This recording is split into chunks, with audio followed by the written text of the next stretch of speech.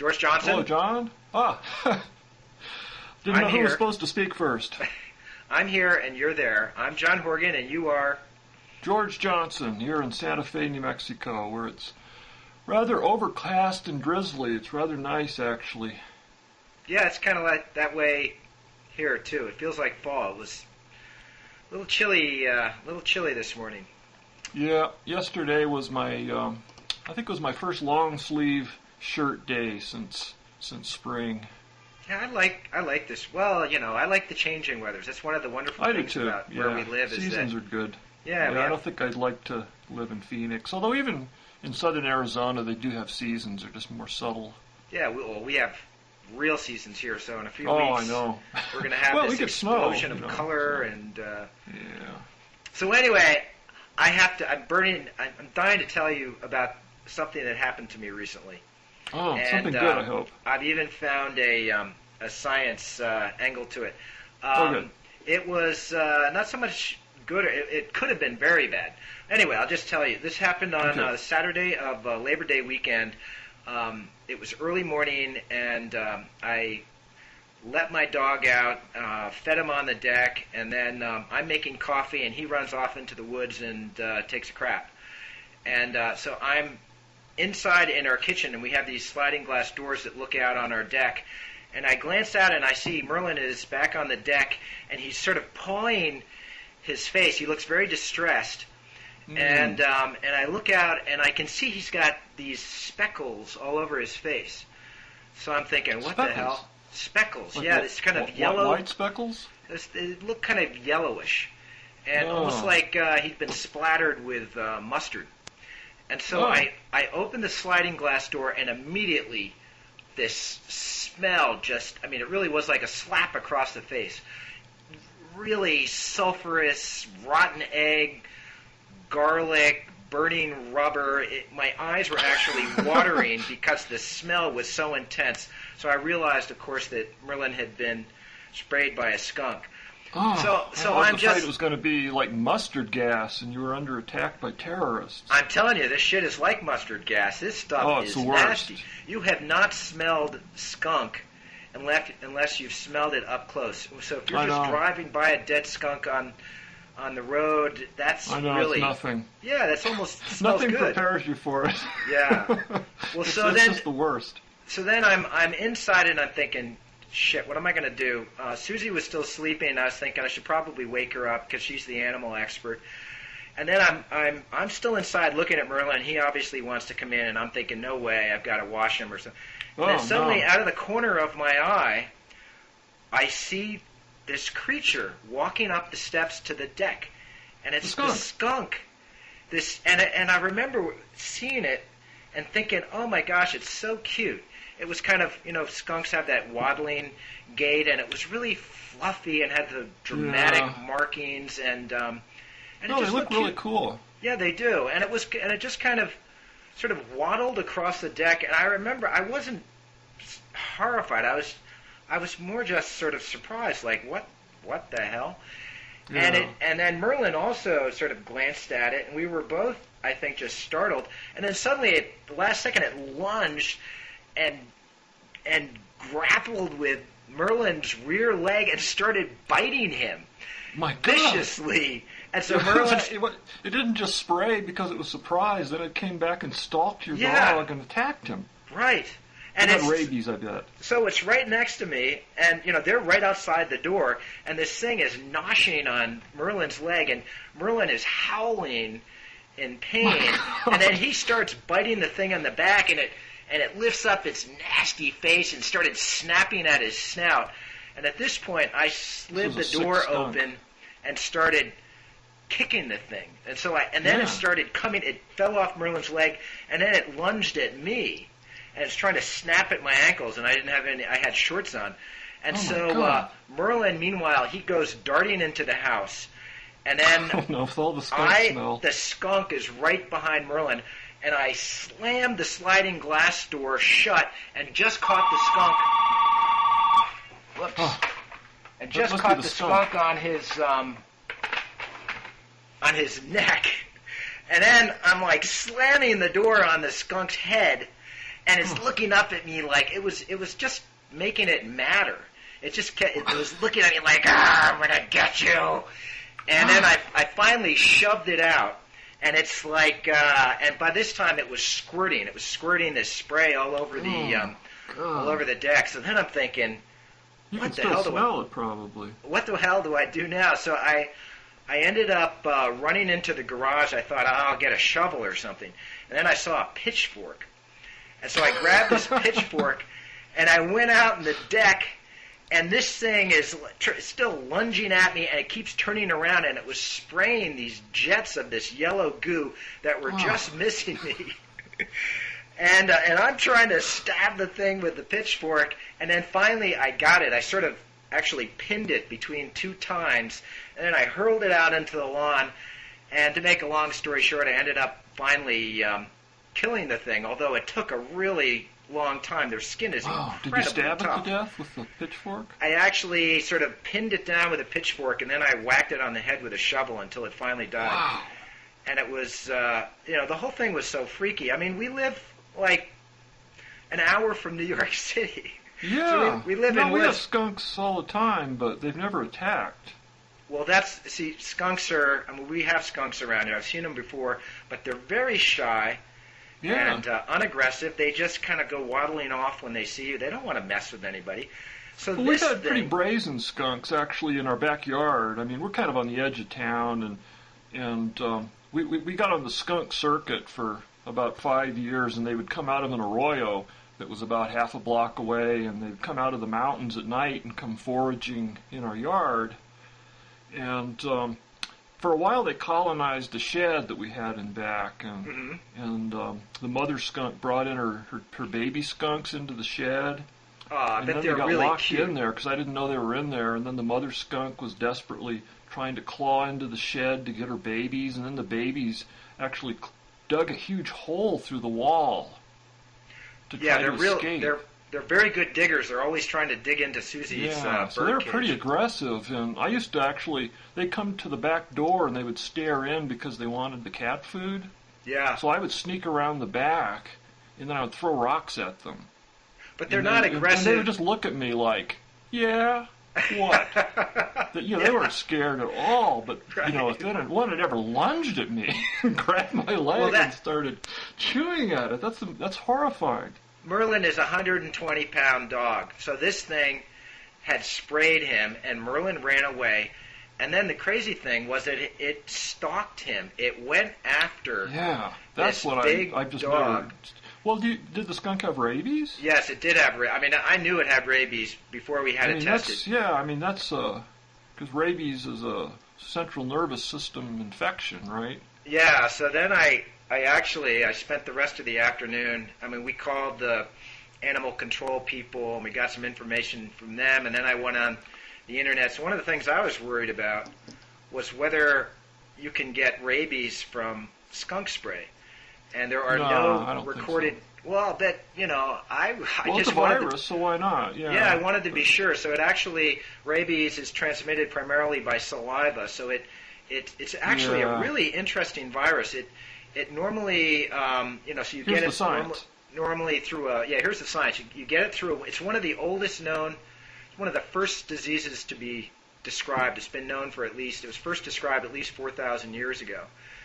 And Louis Pasteur developed the first vaccine in the late 1880s. So he found that you could use a serum from infected rabbits and give this to people who had just been exposed, and they would develop antibodies that would protect them from getting the full-blown disease. Because so he was actually using the rabies virus itself? Yeah, these are sort of, they're attenuated or killed rabies viruses, so they're obviously not they're not full-blown strong. Kind of the sympathetic magic school of immunology. Yeah, and it's been very effective.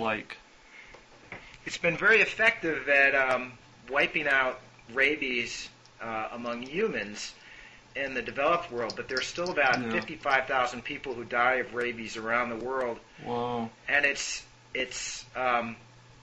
really a horrible disease. So you get you get infected through a wound, and then the virus makes its way, gets into the nervous system, and then travels to the brain, and that can take anywhere from a couple of weeks. If you get bitten in the face, it can get to your brain quite quickly, as opposed to the extremities. But it can take even a year. So some people don't realize that they have the virus in them, and then suddenly they develop the symptoms. And at that point, the virus really hijacks your brain, and then it's amazing if you think about it. It hijacks the parts of the brain that are involved in aggression and basically turns you into this hyper-aggressive, vicious zombie that just wants to bite other things, and that's how the virus is transmitted. So I actually found this wonderful article by Robert Sapolsky. He's this great biologist at Stanford who's done a lot of work on aggression and testosterone and so forth. This is an article in Scientific American on lessons we can learn from microorganisms and parasites. And he says of rabies virus that this virus knows more about the neurobiology of aggression than the smartest scientists in the world. It somehow figures out how to transform its host's brain in such a way that the host becomes a rabies-transmitting machine for about 5 or 6 days until the animal becomes paralyzed and dies. Wow, God, that's a great description. So it's really this interesting strategy for transmission, and in spite of these vaccines and all we know about rabies, it's turned out to be incredibly difficult to eradicate. So rabies is actually bouncing back. I'm sure you know this, in North America in a big way. So cases among humans are extremely rare. They're really only 2 or 3 a year over the last 20 years or so. And those are usually from people who've been bitten by a bat, and the bite is so tiny that they don't even realize that they've been bitten. So it might just be like I knew a bats were a major carrier, but I didn't realize you could get bit. I thought you just died in a few days if it wasn't treated. That's amazing. No, well, so it basically hijacks your brain, as you put it. So it's like using your brain as a vector, but in this really sophisticated kind of indirect way where it drives you into wanting to bite people. Yeah. Does the word rabies come from the same root as like rage or? I don't know, but I wouldn't be surprised. Yeah. There's been one case in recorded history of someone surviving rabies after developing the symptoms. So as I said, what happened to them? There's this latency period, but then you start getting really agitated, and you develop these movement problems, and you become enraged eventually, and at that point you are doomed. Except in this one case where a girl in Wisconsin was bitten by a bat, and she didn't even realize it. She had caught this bat in her church, and had set it free, and then she started developing these strange symptoms a couple of months later, and she was misdiagnosed at first, and suddenly her doctors realized that she had rabies, and they administered they put her into a coma with, among other drugs, ketamine, which is a very powerful Pardon me? That's one of your favorites, right? Yeah, well, I've never tried it, but it is a very popular hallucinogenic drug. It knocks you out at a certain dose, but at slightly lower doses, you have an out-of-body experience, and it really messes you up in a big way. I met some anesthesiologists at this consciousness conference that were totally into ketamine. Yeah, this was John Lilly, the great neuroscientist who was the one of the models for the movie Altered States. He was LSD whale man. Yeah, LSD and ketamine. But anyway, there's another article in Scientific American that I found that just came out last year. It was written by one of the doctors who treated this girl, and they basically put her into a coma, and then they could treat her with all these antiviral medicines, and her brain wasn't swelling and getting inflamed in the way that it would have if she hadn't been put into a coma. Yeah. And she eventually came out of it, and now she's fine. So this treatment has been, was successful in her case. It's been there have been other teams that have tried to replicate it in other rabies cases, mostly outside of the country, and it hasn't worked anywhere else. Were they using like antivirals or? Yeah, so amantadine was one of the other drugs that they used, which is an antiviral. But the key was putting her in this coma. Yeah. So anyway, it's just a fascinating disease. Yeah. One reason why I was a little worried about getting rabies through skunk spray is that there have been some reports of spelunkers, cave divers, getting rabies from breathing in particles of Wow. Well, the two things I remember most about rabies when I was growing up in Albuquerque, where there were a lot of kind of wild dogs, because they didn't really have a functioning animal control department. And we were warned, one, if you see a dog that's foaming at the mouth, that this means it has rabies. But it sounds like that's the least of it.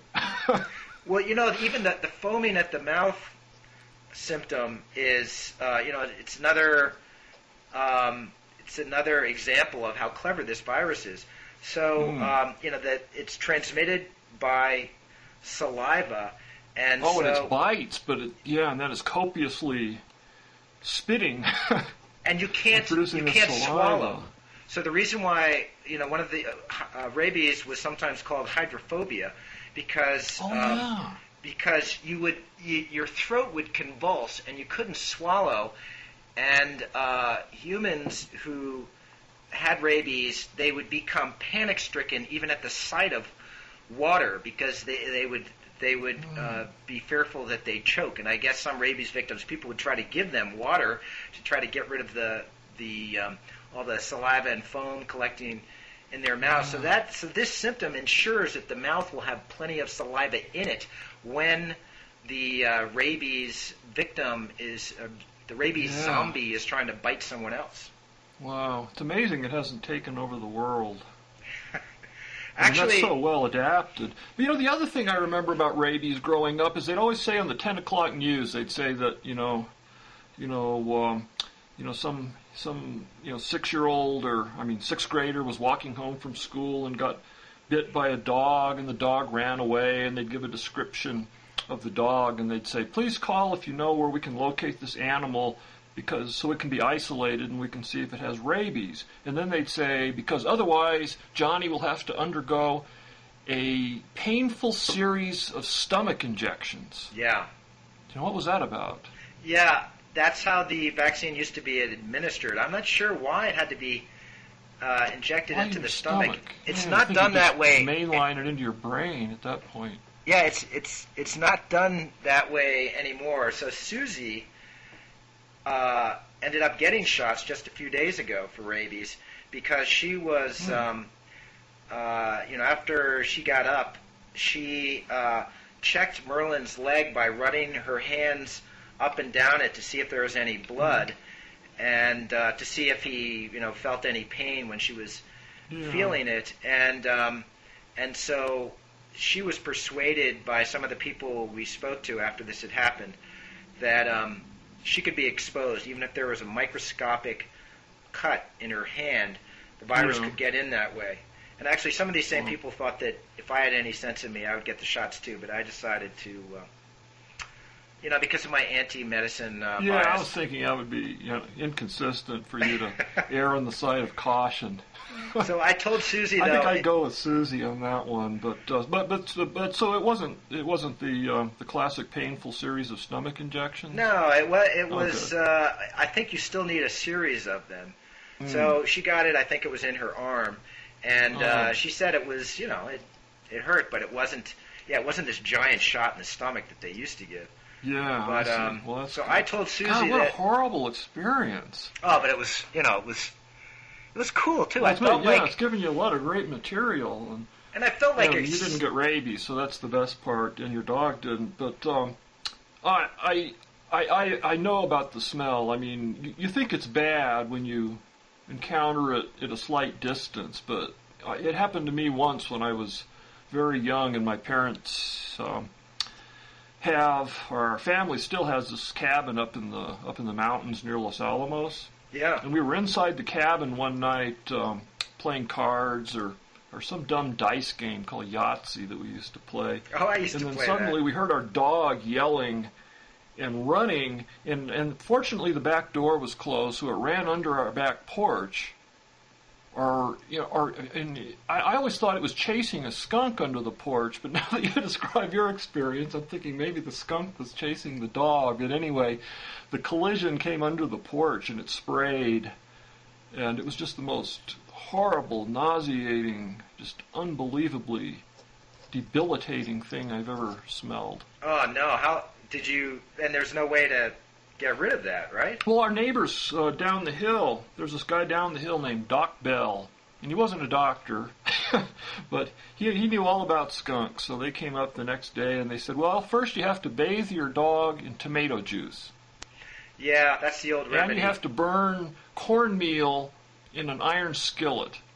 Huh? Come to think of it, they were actually playing cards with us that night, so they brought out all these folksy remedies. So my mother was walking around with an iron skillet scorching cornmeal in it, or for some reason, or cornstarch or something. Yeah. And then we were bathing the dog in big cans of tomato juice, like V8.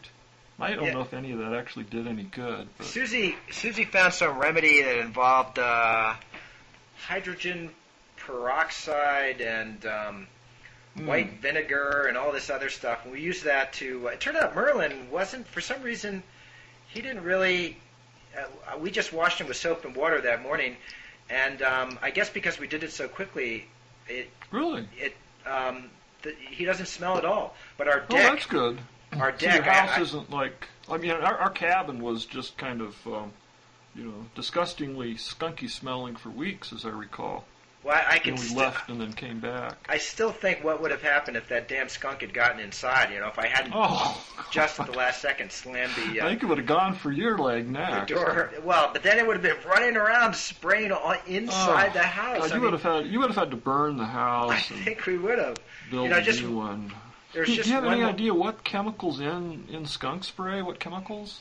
Yeah, I actually looked that up. The skunk itself I figured you probably had. The skunk itself is a pretty fascinating example of the ingenuity or creativity of natural selection. So rabies is kind of the evil side of natural selection. The skunk is more, it's got a defensive mechanism for keeping other creatures from messing with it. It contains methyl and butyl thiols, which are really stinky. They're sulfur-based chemicals. Skunks rarely spray each other, so they will fight each other, but just with tooth and claw. And every now and then, two male skunks fighting over a female. It's typical. Will spray each other, but generally they don't. Care. You might smell good to them. The major predator of skunks are horned owls, because they can barely smell at all, so they don't care about skunk spray. That's interesting. They just swoop down and get them. Yeah. We need more horned owls. There's also, I found looking for googling skunks in New Mexico. There is something called the Dragoo Institute for the Betterment of Skunks and Skunk Reputations, which tries to put out positive information on skunks. Wow. Boy, that's a uphill battle. It's in New Mexico. Yeah, I think so. It was a little ambiguous. Did you say dragoon? D-R-A-G-O-O-N? Dragoo. Oh, dragoo. D-R-A-G-O-O. Oh. And, even skunks' markings are... So one of the strategies of certain animals is to have some kind of toxic response that keeps other creatures from messing with them, and often they have very bright markings because they don't want to use this defense if they don't have to. I mean, skunks have a limited amount of spray. Yeah, I just from my observations of the skunks that used to hang out in our yard, it seems like they really would avoid spraying if they can. So it seems like it must have been very costly, energy, as far as their energy or something or. Well, I mean, when this thing was spraying me, it was this really focused jet that was going 10, 15 feet in the air. I mean, it was... So it could, like, aim it. It was, like a water at one gun. point, this thing was in front of me, and it was wriggling around its butt as I was dancing back and forth, trying to get me in its sights and squirt me. Yeah, you can't startle them. They would come up to our glass door and just look in, and I would, go kick the door to try to get them to run away, and they would just look at me. But they never sprayed. Sometimes we'd smell them when they sprayed, maybe, across the yard or something like that, and we'd have to close all the windows, and that was pretty bad. But nothing like getting it right and practically in the face. Yeah. Wow.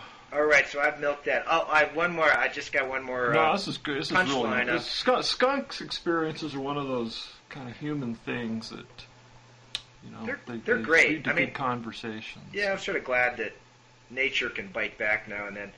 Yeah.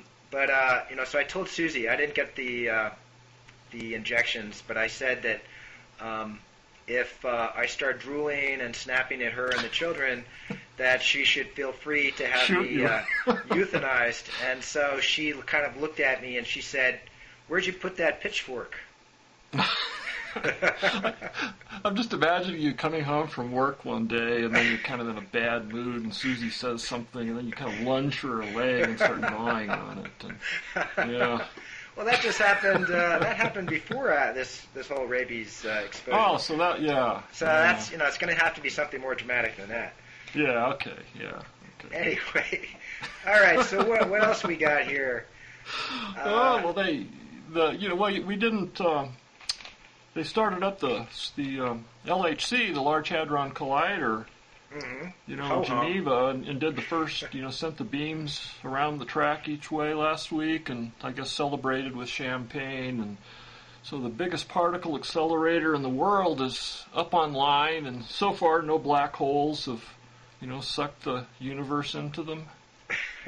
So, so far so good. Come on, tell me honestly, are you really excited? A little bit, yeah, more than I thought I would be. And just because of the mystery, just, you don't know, something really cool and new might come out of this. And partly, did you see the article that your former colleague Jim Weatherall had in Slate this week? No. Oh, it was good. It was about the Higgs boson, and basically what they're saying about the LHC is the one thing, like they take polls and things, and the physicists say the one thing we're just almost sure that we're going to find at this energy level is the Higgs boson. Yeah. And the Higgs boson is, just to back up, is this particle that sort of interacts with all the other particles, protons, neutrons, etc., and gives them the particular masses they have. Or I guess some people think of like the Higgs field, and every field in quantum mechanics is associated with a particle. So the Higgs field is kind of like this, if you imagine this viscous kind of abstract mathematical field, and then the particles are going through it, and it creates a different drag on different particles, and that's what gives them their mass or their inertia, and slows them down. And so they have to find this particle to show that there really is this Higgs thing, and then supposedly, hopefully, they might be able to go on and expand the standard model, which describes all of the particles, to include why they have the particular masses they have. Because now it's a mystery. For some reason, the proton and the neutron are almost exactly, but not quite the same mass. Yeah. And of course, the electron's vastly lighter, and the Higgs would kind of explain that. But the thing that Jim Weatherall's article pointed out, which was basically, they had to invent the Higgs to explain why these other particles in the standard model, like the ones that carry the weak force, for example, and the strong force, these force-carrying particles, why they're so massive. And the reason they know they're massive and have to be massive is because they haven't found them in the accelerators. So, there's been kind of this trajectory in particle physics for the last few decades where you come up with these theories, and the theories always require extra particles that you don't have on hand, and then you look for them in your particle accelerators, and then if you can't find them, you say, oh, well, this just proves they must be more massive than we thought, and we can't create them at these energies, so we have to build a bigger collider. Yeah. So. Well, that sounded like kind of a cynical wrap-up to what I thought. Oh, you thought I was going to say something inspiring about... Well, no, actually, an interesting irony struck me as like with the Higgs, for example, they couldn't find the Higgs, at the Tevatron, the big accelerator at Fermilab, because, and then they say, well, it shows that if they don't find it, they can declare a success and say, well, this shows that we've set a floor on the mass of the Higgs boson. It has to be heavier than so many electron volts. And so then, they go to the LHC and look for it. But the thing that's interesting is the reason that they don't know the mass of the Higgs boson and can just, keep pushing it up the scale if they don't find it is because they haven't discovered the Higgs boson, which would be able to, once they had that, they could predict masses. Yeah. So I'm kind of saying it in a roundabout way, but if they had a Higgs boson and a theory that explained why the particles had the masses that they had, if they predicted a new particle, they'd say it has to be within this mass range, and then if they don't find it, it would falsify the theory.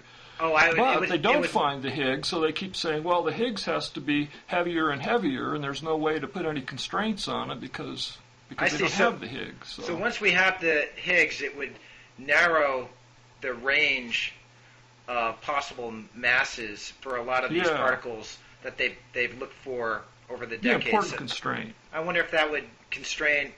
Well, let me just sort of back up and talk about my reaction to this search for the Higgs. It seems to me that it can't help but be anticlimactic. That they've been talking about it so long. It seems like almost a foregone conclusion that they'll find the Higgs. I mean, if they don't find it, I suppose.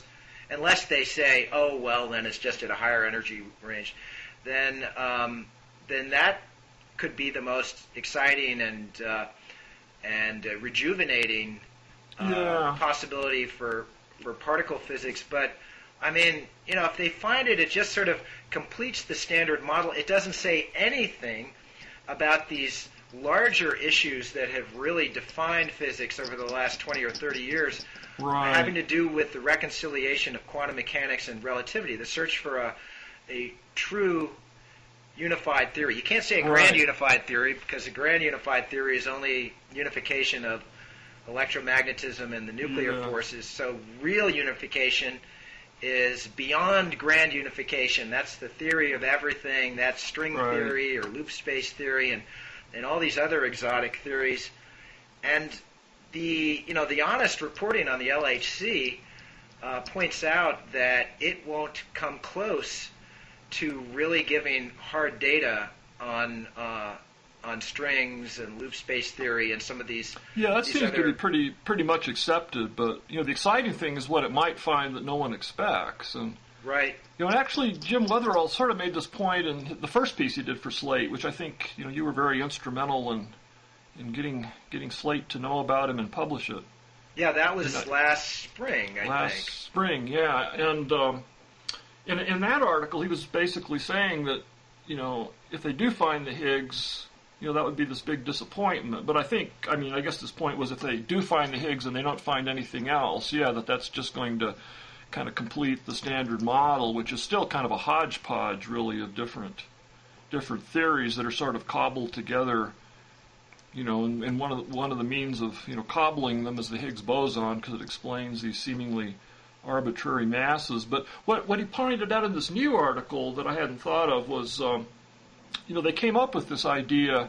Well, they knew they needed some kind of mechanism to explain the masses, and also to explain what they call symmetry breaking, which is a closely related idea. Like the standard model, if you distilled it to its purest form, you would basically just have photons as the only kind of energy carrier, these massless, perfect particles that go at the ultimate speed, the speed of light, and all energy would be in the form of photons in this perfectly symmetric model. And then you can, metaphorically, you can go back and say at the beginning of the universe, right at the Big Bang, this is what existed, this one pure force. And Let then there be light. The symmetries broke, and then some of the electrons got dragged down by the Higgs field and became these weak force carriers with these weirdly large masses, and everything kind of got messed up in this sort of Gnostic way, like pure spirit descending to Earth and getting trapped and dragged down in ugly matter, and they needed some way to explain that, and the Higgs mechanism was the one that really caught on, and I'm sure there's good reasons that it did, but as Jim was pointing out, if I may call him Jim, I've never met him. Jim Weatherall, who used to work with me at Stevens Institute. Right, so you know him. So. Yeah. But so there's this other model I call Technicolor, where it's just another mechanism that wouldn't require the Higgs, but it would require other particles that would explain where the masses come from. So I guess it's possible if they don't find the Higgs, instead of just kind of kicking it upstairs and saying, well, this is going to take a much larger accelerator than the LHC, which will probably never be built in our lifetimes, that they'll say, well, maybe we should drag out this Technicolor model again and dust it off and look at that. And well, that might show Jim's training at Harvard, because I think there was a big Technicolor group. I think Howard Georgie was a Technicolor guy, and Steve Weinberg, while he was at Harvard, I think worked on Technicolor.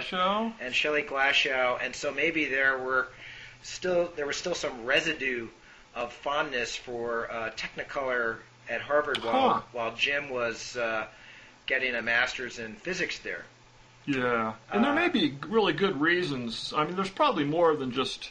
I think Jim's argument was that it's mostly just historical reasons why the Higgs became the particle that they're looking for. The Higgs mechanism became the one that became entrenched as what was going to explain the masses of the standard model, and that it could have just as easily been another mechanism, but I wonder if it seems like there must be some compelling reasons that scientists have preferred the Higgs over the Technicolor model, but I don't know what they are. May I just ask a kind of cosmic metaphysical question that's related to this? All right. Yeah.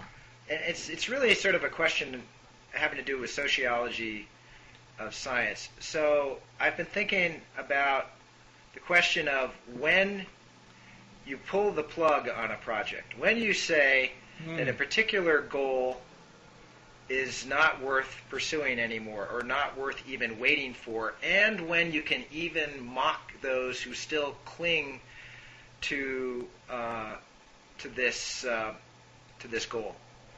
So for example, never say die. Well,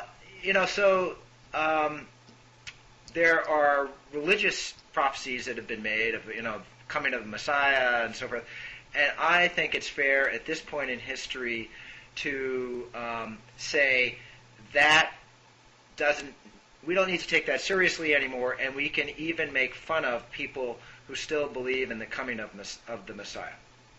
Yeah, you mean like you'll have the fundamentalists who will do all these complex calculations from Bible verses, and like there were the Millerites, and there's been groups every few years, and they come up with these exact calculations that show when the end times are coming, and they have to do with news events and things in the Middle East, and the mark of the beast and stuff like this. But they come up with these very precise calculations, and then they all gather on a hilltop, like I saw a Simpsons episode like that the other night, and then nothing happens, and then they say, well, actually we were supposed to multiply by pi or something. And then it goes on, and they wait another 10 years, and then they keep tweaking the theory. So you're saying that maybe this is what's happening with particle physics. So yes, you anticipated my argument. I'm saying, at what point do we put the search for, not for the Higgs boson or evidence of Technicolor? Those are pretty. I could see those. I think those should be taken seriously. They're achievable. I just don't find them very exciting anymore. But what is exciting, would be very dramatic, is finding a true unified theory, a theory of everything, that maybe can give insight into why the universe was created in the first place, and why it took this form, which is something that has been driving physics for quite a while, for decades now. Yeah. And at what point do you? And so you look at some of the unified theories now, strings, and it's associated with landscape theory, these parallel universe theories and all that. At what point? I mean, obviously, I've already reached the point where I think it's appropriate to mock certain versions of certain so-called solutions to this problem. But should the entire enterprise be mocked? I guess is what I'm asking. Is it getting to the point where it's sort of like those predictions of the end time and the Messiah and so forth? I think it's getting pretty close. Yeah, I don't know. I mean, of course, the difference is that, the difference should be that there are constraints in predicting the existence of particles that don't apply to predicting the beginning of the end times. But you'd probably argue that those constraints have pretty much disappeared because, there's been no suggestions of how you're going to test the predictions of string theory, even with the LHC. Yeah, that would be my argument. And I think also you have to look at what the potential payoff from the theory is. So, I was thinking about this in the context of the search for a cure for cancer. So we've had for decades now, so the Nixon actually formally declared a war on cancer and started funneling huge amounts of money into research on cancer and treatments in 1971, I think it was. And we've had all these claims of enormous breakthroughs and a cure on the horizon or much better treatments and so forth. And all those hopes have been repeatedly dashed. But I would never say that we should give up the quest for a cure for cancer or mock people who are trying. I think we need to be very skeptical when scientists say they've found a cure or something that could become a cure very soon, given the track record of the field. But we would never give up on that quest entirely, or say that it's not an honorable quest. Yeah. Well, actually, sometime I think it was in the last week, very recently, I have this right. The president of the British Association of Science. I probably don't have the title quite right, but I saw an article somewhere, I think on the BBC website, and he said basically what you're saying. I mean, it was, everyone was all hyped up about the LHC starting up this week, and he was saying that, it's time to really think. I mean, look how much money we've been pouring into this, and what have we gotten for it, and look at all the things that we really need to solve, like global warming and a malaria vaccine and things like this. And he made basically the same argument you did, and then there was a rebuttal a few days later by a physicist, and his main point, as I recall it, was that when you look at how much money goes into high-energy physics and the LHC and its other manifestations, it's just trivial compared to the money that's spent, say, on the Iraq War, or the money that's spent, say, on bailing out the United States economy because a bunch of 35-year-olds on Wall Street crashed it with all these complex financial instruments. It's just a drop in the bucket. That's a good point, except that I'm not sure if that is a fair comparison to, for example, military spending. I mean, I certainly agree that our military spending is horribly wasteful, and then the end result is so destructive often. Yeah, well, I guess a better comparison would be how much money goes into the so-called war on cancer.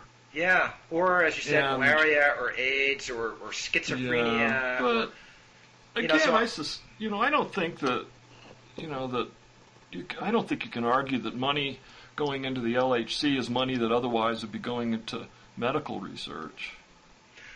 Well, I don't know. You can do both. I guess it is. It's just also just kind of an intellectual argument about what we will gain, even if we do achieve this goal, and you have to add to the calculation what the prospects look like right now, what we can gain from further experimentation and so forth. And I think the whole package makes it look sort of less appealing, and it's more over on the side of just sort of things that you don't need to take that seriously anymore. Just one more. It's just such a wonderful manifestation of the whole human quest to understand the universe. And I think there will always be, I'm sure, there will always be people who are pursuing this, if only mathematically. I guess the question at some point becomes, are we going to put up money for the next gigantic accelerator, or will the field of theoretical physics, especially in pursuit of a unified theory, contract to a small group of sort of fringe figures who are pursuing the iterations of string theory decades from now?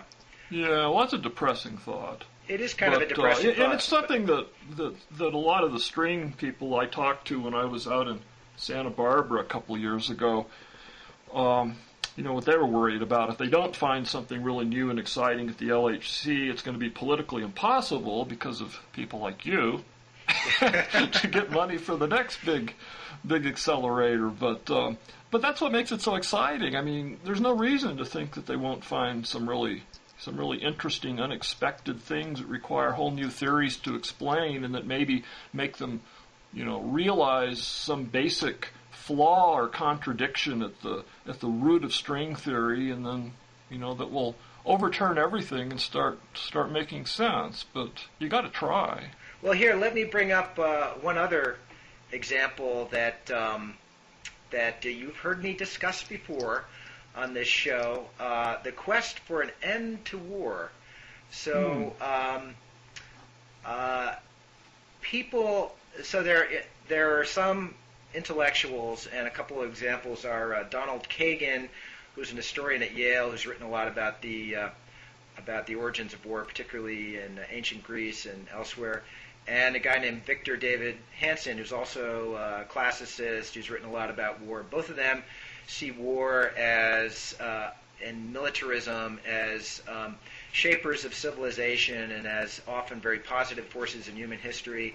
And they also and in their writings they mock people who talk about the end of war. They say this is a total pipe dream. Right. And it's silly. It's not worth taking seriously. And I compare that, and I would say that war is more in the category of a cure for schizophrenia or a cure for cancer. We have repeatedly had predictions of the end of war.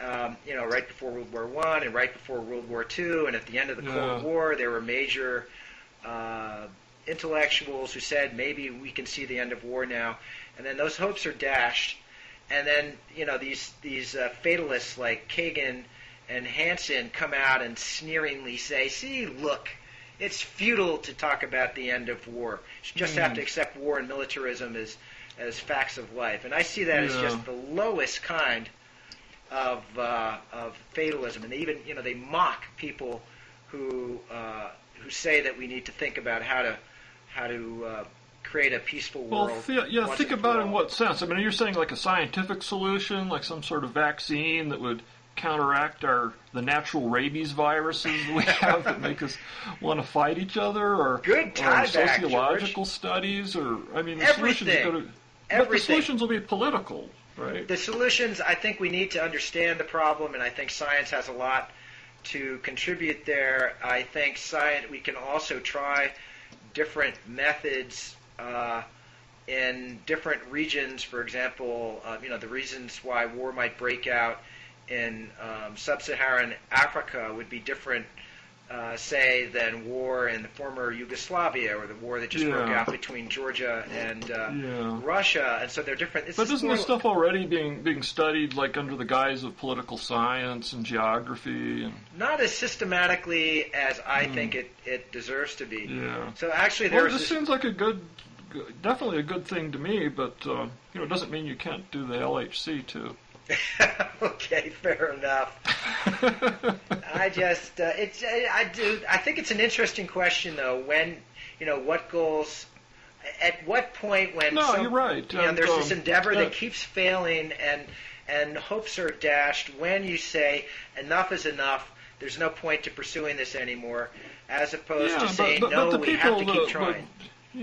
But who's going to decide that? I mean, unfortunately, the United States Congress already decided that years ago when they canceled the superconducting super collider, which, had it been built, would be bigger than the LHC is now and would have been doing all this interesting physics for the last decade or whatever.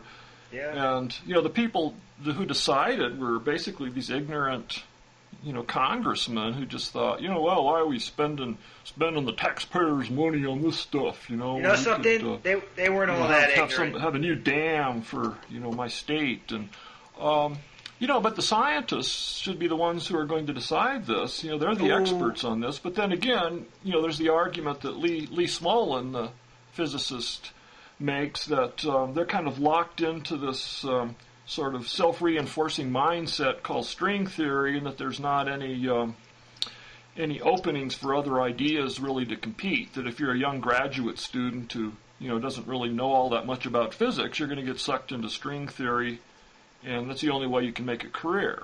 And of course, the counter argument is, well, that's because string theory is the best thing we've got going here. Well, remember, Phil Anderson, who's a Nobel Prize winner in squalid state physics, bitterly opposed the superconducting super collider because he thought it was taking resources away. It is a zero-sum game to an extent when you're talking about research allocations, and he said it's taking the money away from other very valid and important research with practical and intellectual consequences. Yeah, that's right. I'd forgotten in that. Physics and other areas of research.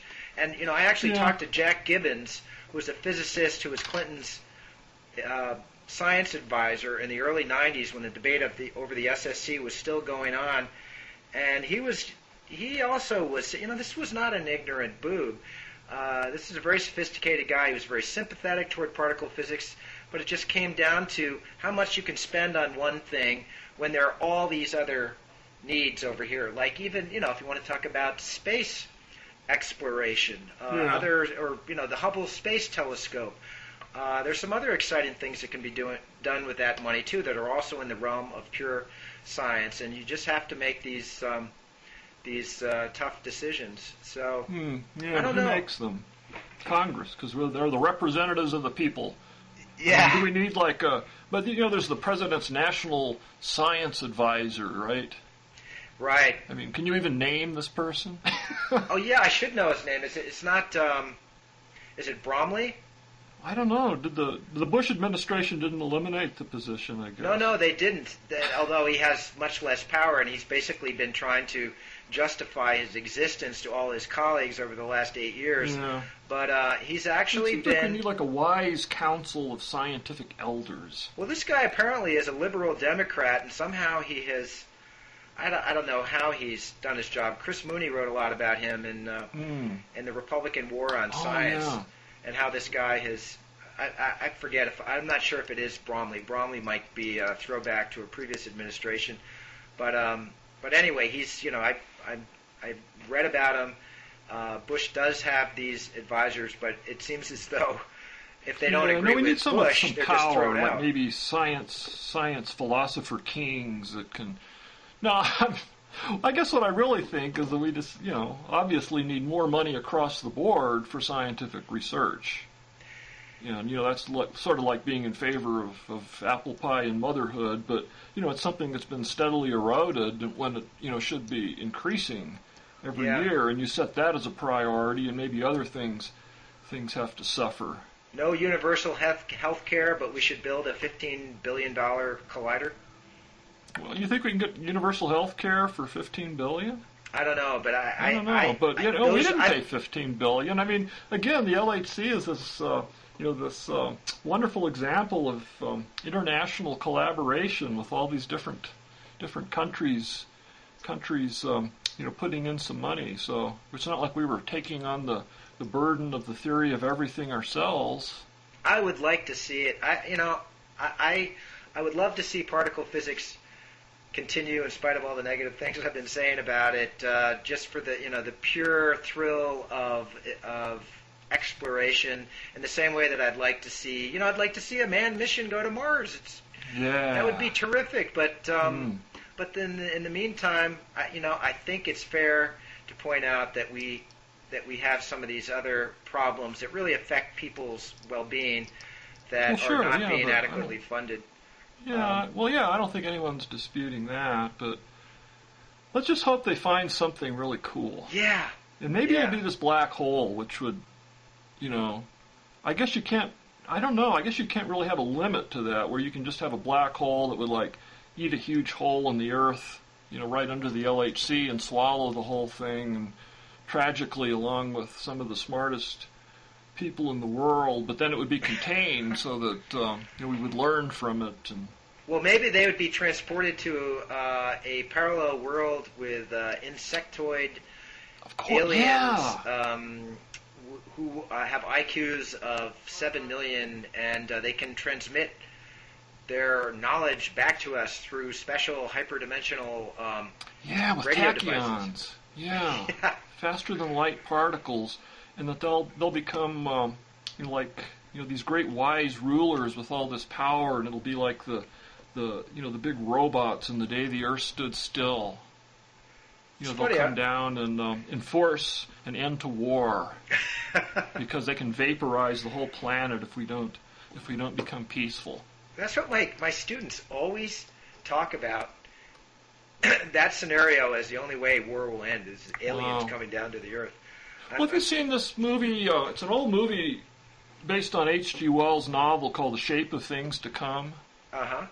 I just recently downloaded that and watched it, either for the first time or if I watched it before, it didn't set in my memory. But it's this great old black and white film, and it actually came out before World War II, and it's set in England, and they're having Christmas, and there's all these great, folksy, warm-feeling Christmas scenes, and then there's all these reports coming in on the old radios saying that, it's like the rumors of war and some skirmishes that escalate, and one leader threatening another, and before they know it, there's this huge war, and Christmas Eve or Christmas night, all these bombers come in and destroy this little town, and then it fast forwards a few decades, and people are basically living in the ruins, and they become complete savages, and there are these gangs that control the town, with this gang leader, and then then later on it emerges that there were some really smart peace-loving scientists who survived the original war, and they all got together and gathered in some secret place and reinvented the airplane. And now they were flying around in these really funky airplanes to go to all these places to tell them that they had to join the World Federation, and then there would be everlasting peace. So eventually they do this, and they develop these underground civilizations, so nobody has to go outside, where it's all, Oh, it was supposed to be a nuclear war? No, it wasn't actually nuclear, but for some reason, it's not clear that it was nuclear, but for some reason they just don't like to go outside anymore, I think. Yeah. And everyone gets really bored, and they just kind of sit around and have this sort of boringly idyllic life in this underground, science fiction city. And then some of the scientists get together and build a big spaceship because they realize that the human quest for adventure has to continue. But then this mob attacks the spaceship and tries to destroy it because they've decided technology is this evil thing that's made the world boring. Oh my God! Really I gotta weird get this movie. Oh, it's totally cool. It's The Shape of Things to Come. Yeah, Wells. The Shape of Things to Come. Yeah. Wells, he's one of the great visionaries of all time. And Wells was he was like a real world federationist, right? Back in the 30s, there were actually people who thought that they could, that there could be such a thing, a world federation that would bring about peace and put an end to war. So it seems like a movie that would be right up your alley. But he apparently, Wells, like Einstein and Freud, who also, they had this fascinating correspondence that was published as a little pamphlet called Why War that came out, I think, in 1940. And both of them talked about, can we solve this problem of warfare? And what's interesting was that they both sort of intellectually were optimistic. I mean, the whole point of the correspondence is to focus on this problem and come up with solutions, but emotionally they were clearly very pessimistic, and with good reason. I mean, writing in the late, thinking about the end of war in the late 30s. In Europe was obviously a very difficult thing, especially right. That's another amazing thing about this film. You watch it and you realize when it first came out in the theaters, World War II hadn't happened yet, and everyone was talking about World War I was so horrible, we can never let this happen again. Yeah. And yet other people were saying, oh, but there's not going to be a war. And if there is, it's good for the economy. And then, 2 hours later, the whole town is just completely devastated and everyone's bombed back to the Stone Age. Hey, I hope this isn't too much of a discontinuity, but I was determined to mention before this talk was over that Carl Zimmer is coming to Stevens next Wednesday. This is Wednesday, September 17th, to give a talk.